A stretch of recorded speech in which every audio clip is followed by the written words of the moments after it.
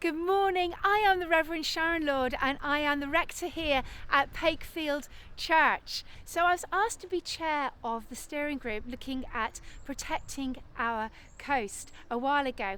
And that role is bringing the community together, bringing our local government together, and just being able to have that discussion around the table about how we look after our coast, what we do with our coast, and how we protect those properties for those members of the community who have properties on top of the cliff as well. When I was first approached by our local councillor to be the chair, I wasn't really expecting us to be having so much say, so much involvement in it. I thought that the government would come along and they'd say, this is what's happening, this is what we're going to be doing, with just in other words telling us what was going to happen, rather than actually involving the whole of the community and asking our opinion, asking our views, involving us in what options would be available, as well as actually we're going to need to do some fundraising too, because any project like this is unfortunately going to cost an awful lot of money. And as everyone will be aware, getting funds for projects like this is always difficult.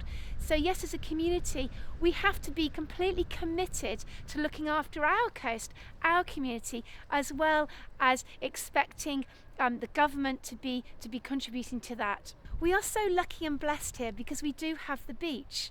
And lots of people use that as a way of building themselves up, of getting out into the fresh air. And so we are really blessed around here. But for many in our community, they haven't been able to get out during the pandemic. As a community, we are going to have to adapt to climate change. We're going to have to adapt to our new environment. We all know that the summers have been getting warmer, the summers have been getting wetter. We only have to look back and see how many times Pakefield was flooded. Church was flooded only a few months ago. But also thinking about the long-term effects of climate change on our coast, and thinking about the way that nature is changing our coast. We know that we've got a big sandbank that's coming northwards. We know that the cliffs are eroding. So we've really been supported by Coastal Partnership East and by the council as well in what's happening in our community. Some of you may have seen our virtual room on the internet, and we've been able to get lots of information from that. We've had open public meetings in our community hall to be able to have conversations with them about what's happening and the project that is happening as well. I'm Lucy Ansbro. I live here in Thorpeness. I've lived here about 13 years. I knew that when we bought this house, because we're right on the edge of the sea, that we would have erosion problems in the future. But I think because it's so beautiful, you try to forget about it. You try not to concentrate on it. But then about a year ago, we started noticing that the defences that we've got outside the front here started perishing. And over the next 3, 4, 5 months, all the defences disappeared. February 2020, we saw the first defences just north of here completely disappear. And then Easter weekend 2020, we sat in our lounge in there and watched the plants tip over the edge. As we were watching all the plants drop over the edge and the fence disappear, we were just extremely anxious, upset, I think sometimes angry. There was no way for that weekend we could sleep, and we escaped down to people's houses down the road just so that we didn't have to watch it all happening in front of our eyes. I was already sitting on a committee that I joined the year before, a part of a community steering group who'd been formed about 10 years ago to talk about coastal erosion in Thorpeness and to put a long-term plan together for the defence of not only the coast, but we also have flooding problems just inside Thorpeness in the village.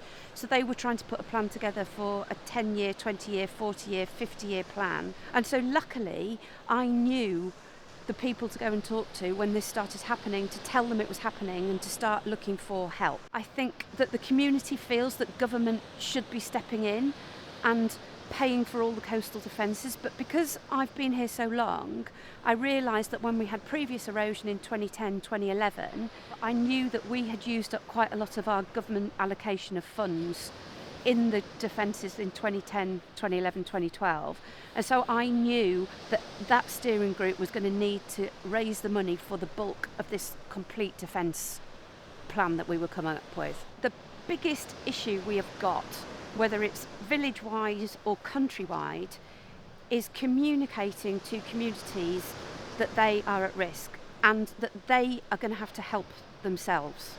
And it's working with those communities and trying to work with the council and government to get all of that messaging across to communities to make sure they're all engaged in saving their own place. The steering group is completely focused on the fact that we can't keep the coastal bit of Thorpeness intact for any more than 20 to 25 years.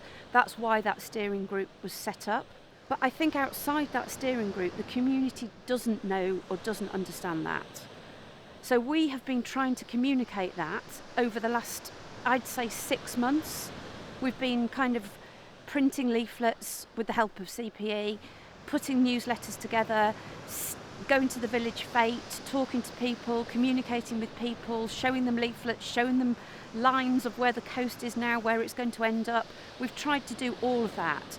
But there's only so many people you can talk to, there's only so many people who want to engage, and there's a lot of people who just want to ignore it because it's not happening at the end of their garden or happening in the next 2 or 3 years. When the erosion happened outside here in April, because I was sitting on the steering group, I knew who to start talking to at CPE, and CPE, along with the Water Management Alliance, have worked with me personally and the steering group every single step of the way, from when the plants fell off the end of the garden until we managed to get a rock revetment built outside our house that will defend us, I don't know for how long, but for a certain amount of time. But at no point did anybody ever say no, at no point did anybody say you can't do this. I just had absolute, complete support from all of those organisations and every single member of those organisations that I came across to help me protect my little bit of coast for now.